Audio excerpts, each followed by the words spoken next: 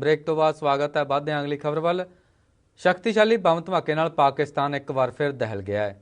इस बार बम धमाका खैबर कबायली खेतर के भीड़ भाड़ वाले बाजार में होया है। इस विच 34 व्यक्ति मारे गए जबकि इस तो दुगनी गिणती में जख्मी हुए ने। उत्तर पश्चिमी पाकिस्तान के खैबर कबायली खेतर में एक भीड़ भड़के वाले बाजार में होए शक्तिशाली बम धमाके 34 व्यक्ति मारे गए। इस तो इलावा 60 होरनां दे जख्मी होने की खबर है। बम धमाका खैबर के कस्बे लांडी कोटल की एक मार्केट में होया। इस विच 10 व्यक्तियों की मौत मौके उत्ते हो गई जबकि 16 जख्मी हस्पताल में दम तोड़ गए। मृतकों में एक बच्चा भी शामिल है। गंभीर जख्मियों को पेशावर के हस्पतालों में भेज दिता गया है। धमाके में अनेकों दुकानां नष्ट हो गई जबकि एक दुकान में पे गैस सिलेंडर के फटन कारण अग लग गई। बंब एक ट्रक में रखा गया सी जबकि एक होर रिपोर्ट में आख्या गया कि यह बंब एक कार में रखा हुआ सी।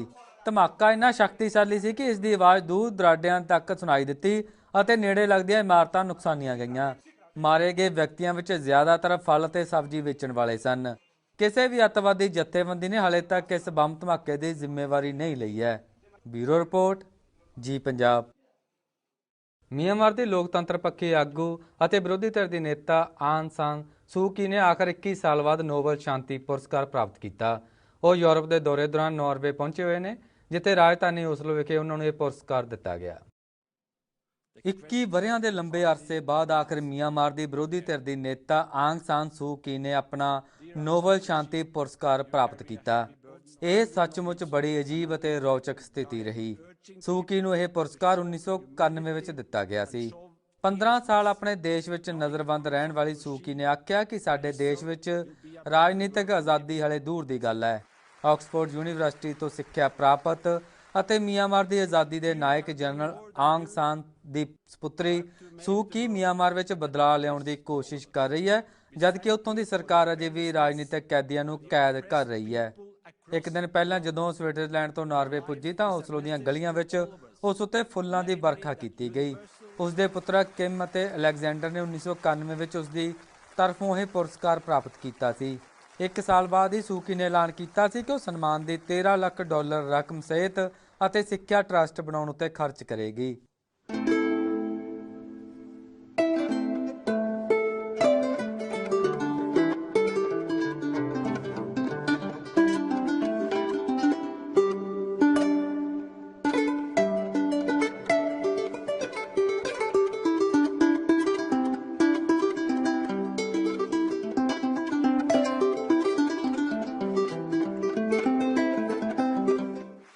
अप्रैल में संसद मैंबर बनी सू की ने नॉर्वे के लोगों की उसकी हमायत करने लई धन्नवाद किया। When the Nobel Committee awarded the Peace Prize to me, they were recognizing that the oppressed and the isolated in Burma were also part of the world. They were recognizing the oneness of humanity. So for me, receiving the Nobel Peace Prize means personally extending my concern for democracy and human rights beyond national borders. The Nobel Peace Prize opened up a door in my heart. When the Nobel Committee chose to honor me, the road I had chosen of my own free will became a less lonely path to follow.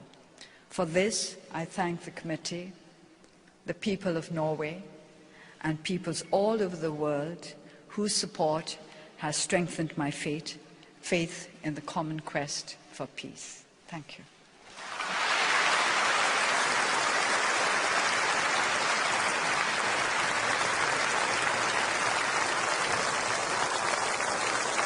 Bureau report जी Punjab. India के प्रधानमंत्री doctor Manmohan Singh ने eurozone संकट जारी रहने उत्ते डूंगी चिंता प्रगटाई है। वो मैक्सीको लिए रवाना होने तो पहला फ्रैंकफर्ट में रुके हुए सन। उन्होंने इस समय कहा कि यूरोजोन संकट का इंडिया के आर्थिक विकास उत्ते भी बुरा असर पवेगा। फ्रैंकफर्ट पहुंचने उत्ते इंडिया के प्रधानमंत्री डॉक्टर मनमोहन सिंह का हवाई अड्डे उत्ते मैक्सीको के इंडिया के कौंसल जनरल TS संधू ने निघा स्वागत किया। पत्रकारों नाल गलबात करदे डॉक्टर मनमोहन सिंह ने कहा कि यूरोजोन संकट जारी रहना चिंता की गल है क्योंकि इस नाल विश्व बाजार होर कमज़ोर होवेगा। उन्होंने आख्या कि इसका इंडिया के आर्थिक विकास उत्ते भी बेहद बुरा असर पएगा। उन्होंने आख्या कि विश्व विकास नूं पटड़ी उत्ते लियाउण दा मुद्दा फौरी चिंता का कारण है, जिस नूं दुनिया के नेतावां वल्लों हर हालत विच नजिठिया जाना चाहिए है। प्रधानमंत्री ने आख्या कि यूरोप विचली स्थिति विशेष तौर पर चिंता का कारण है, क्योंकि विश्व अर्थव्यवस्था विच इस दी वड्डी हिस्सेदारी है ते यूरोप इंडिया का भी प्रमुख वपारक अते निवेश भाईवाल है। उन्होंने कहा कि G20 आगू एक बार फिर यूरो जोन में आर्थिक संकट के परछावे हेठ इकट्ठे हो रहे हैं। प्रधानमंत्री ने आस प्रगटाई कि यूरोपीयन आगू उन्होंने दरपेश वित्तीय समस्यावां नाल नजिठण लई ठोस कार्रवाई करनगे। ब्यूरो रिपोर्ट जी पंजाब। मैक्सीको की मेज़बानी में आयोजित की जा रही G20 समिट के शुरू होने तो एक दिन पहला मैक्सीकन राष्ट्रपति फिलिप ने कहा है कि दुनिया दी सब तो वड्डियां अर्थव्यवस्थावां नूं मौजूदा समय यूरोप की मदद लई अगे आउणा चाहिए है। मैक्सीको की मेज़बानी में आयोजित की जा रही G20 समिट के शुरू होने तो एक दिन पहला मैक्सीकन राष्ट्रपति फिलिप कालेडरोन ने आख्या कि दुनिया दी सब तो वड्डियां अर्थव्यवस्थावां नूं मौजूदा समय यूरोप की मदद लई अगे आउणा चाहिए है। उन्होंने आख्या कि विश्व ਦੀਆਂ प्रमुख आर्थिक शक्तियां नूं यूरोप ਵਿੱਚ ਜਾਰੀ आर्थिक संकट ਨੂੰ दूर ਕਰਨ ਲਈ अंतरराष्ट्रीय मुद्रा कोष ਨੂੰ ਵੱਧ ਤੋਂ ਵੱਧ फंड ਮੁਹੱਈਆ ਕਰਵਾਉਣੇ ਚਾਹੀਦੇ ਨੇ ਤਾਂ ਜੋ ਇਹ ਸੰਸਥਾ ਕਰਜ਼ ਵਿੱਚ ਡੁੱਬੇ ਯੂਰਪੀਅਨ ਦੇਸ਼ਾਂ ਦੀ ਸਥਿਤੀ ਸੁਧਾਰ ਸਕੇ।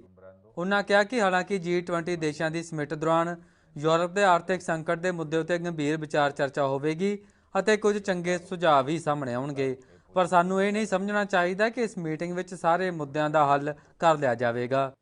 कालेडरोन ने कहा कि वह बीते कुछ दिनों तो ਵੱਖ-ਵੱਖ देशों के आगुआं नाल फोन राही संपर्क विच ने ਅਤੇ ਉਹਨਾਂ ਨੂੰ लगता है कि वह यूरोपीयन आर्थिक संकट के संबंध ਵਿੱਚ जिम्मेवारी नाल इस समिट ਵਿੱਚ ਆਪਣੇ विचार रखणगे। उन्होंने कहा कि उन्होंने देश की पहली कोशिश यह समिट के मैंबर देशों तो अंतरराष्ट्रीय मुद्रा कोष ਨੂੰ ਵੱਧ ਤੋਂ ਵੱਧ आर्थिक मदद प्राप्त करवाउण दी होवेगी। इस तो पहला अप्रैल महीने ਵਿੱਚ G20 आगुआं ने कहा ਸੀ कि अंतरराष्ट्रीय मुद्रा कोष ਨੂੰ $430 बिलियन का आर्थिक लोन मुहैया करवाउणगे। हालांकि इस समिट ਵਿੱਚ शामिल प्रमुख आर्थिक शक्तियां ब्राजील, चाइना, रूस और मैक्सीको अजे तक यह फैसला नहीं कर सके कि वह इस आर्थिक लोन ਵਿੱਚ अपना कितना योगदान पाउणगे।